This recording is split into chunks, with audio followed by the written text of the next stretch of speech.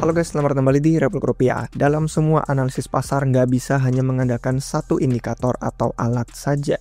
Apalagi ketika sinyalnya berbeda-beda atau hasilnya berbanding terbalik. Satu hal tentang Bitcoin yang menarik dipahami orang adalah titik ekstrimnya dia. Waktu siklus itu di puncak atau top atau di jurang bear market bottom. Nah, ini adalah metrik yang menarik gabungan semua sektor pasar, on-chain, technical, futures. Kalian wajib nonton sampai akhir buat persiapan puncak siklus ini. Apakah di tahun 2025 atau 2026? Let's go!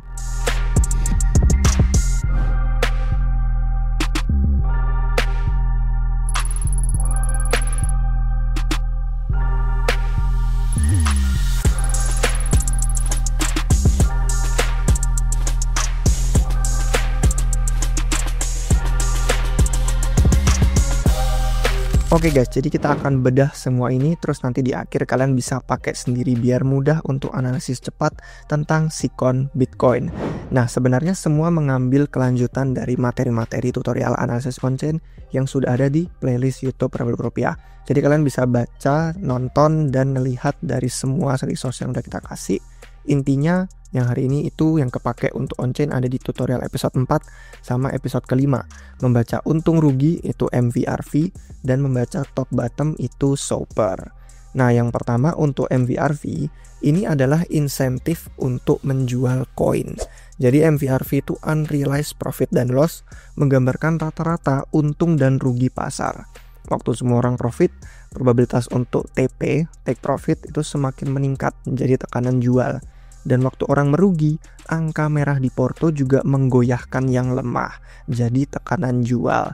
Nah, dua metrik pertama ini yang MVRV biasa untuk general seluruh pasar, dan ada yang versi jangka pendeknya juga yang short term holder. Karena kalau misalkan kita ngelihat dari MVRV yang skala makro ini, isinya kan holder jangka panjang. Itu mereka biasanya jual banyak di puncak dan mereka kuat untuk merugi banyak di bottom juga. Tapi kalau untuk versi yang jangka pendeknya, untuk short term holder, ini lebih cepat dan lebih responsif. Ini jauh lebih baik untuk kalau misalkan kita melihat yang lokal sama yang bottom juga bisa sih. Tapi untuk harga investor yang baru, anggaplah orang baru beli Bitcoin bulan lalu, sekarang udah untung besar, kan tandanya pasar sudah mulai memanas. Jadi hasil dari MVRV tadi sama sinyal MVRV yang jangka pendek short term holder itu kita bisa bentuk dalam bentuk bar.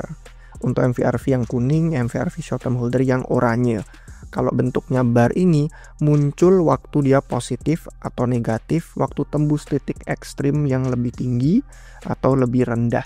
Sejauh siklus ini belum ada periode ekstrim yang berkepanjangan untuk MVRV yang jangka panjang, tapi bar singkat untuk yang jangka pendek pernah muncul ini waktu dikoreksi bulan Agustus 2024 dan waktu koreksi di bulan April 2025. Oke, jadi untuk kelanjutannya yang di analisis on-chain episode kelima itu tentang top dan bottom metrik SOPR.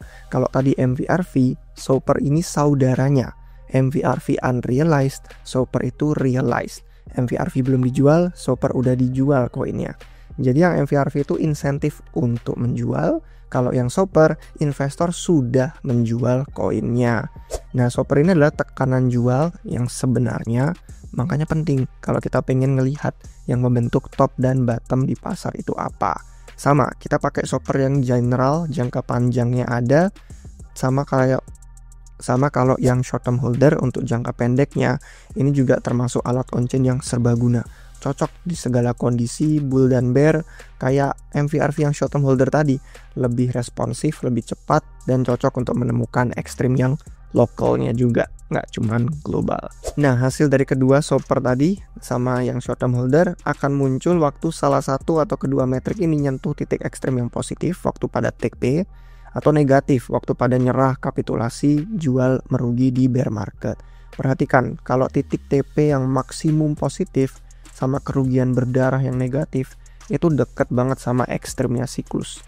Tapi sejauh siklus ini hanya melalui kejadian-kejadian yang singkat aja. Waktu pasar ganti haluan atau ganti dari uptrend jadi downtrend, terus downtrend balik lagi ke uptrend. Berikutnya setelah metrik on-chain, MVRV dan SOPR, kita bisa lihat gabungan sama metrik yang teknikal.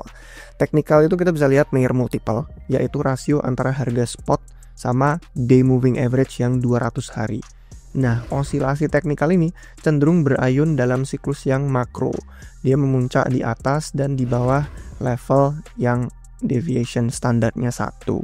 Untuk mendukung Mayer multiple, ada lagi kalau teknikal ini sama 200 day moving average. Yang satunya ini Pure multiple, itu untuk miners. Kalau miners itu kan ngikutin siklus juga. Mereka akumulasi dan hold waktu BTC itu di waktu baik, bangkrut dan ngejual rugi di waktu yang buruk. Pure multiple adalah rasio antara pendapatan miner dalam US dollar saat ini dan rata-rata tahunannya. Jadi indikator profitabilitas miner. Terus ditambah lagi sama yang reserve risk, itu untuk long term holder.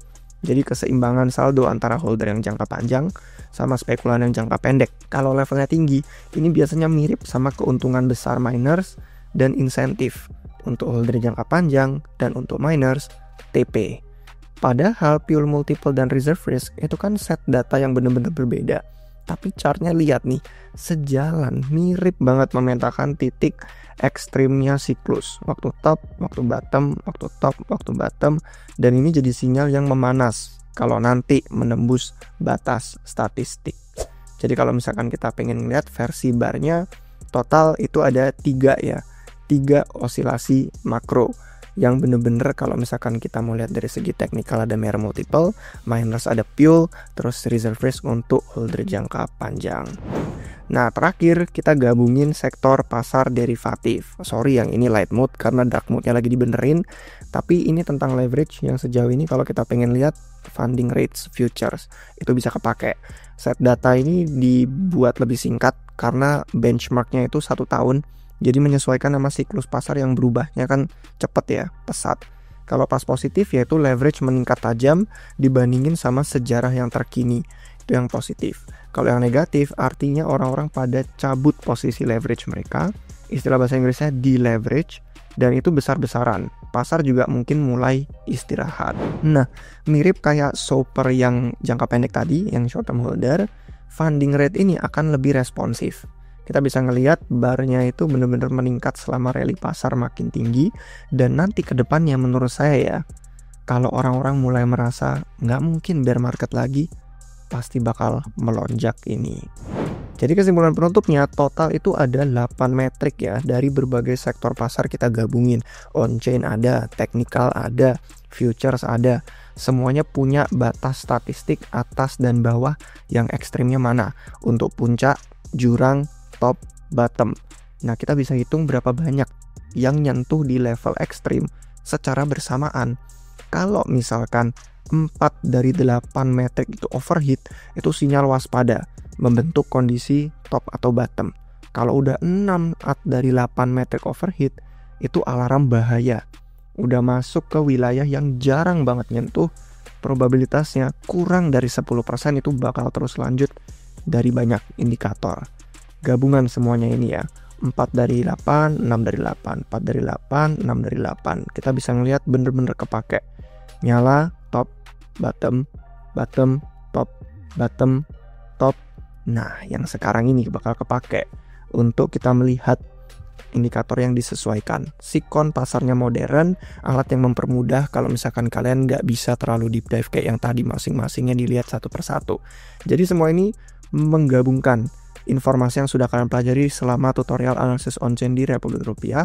Kedepannya akan terus dioptimalkan karena yang menyediakan dashboard dan platform ini adalah Check On-Chain.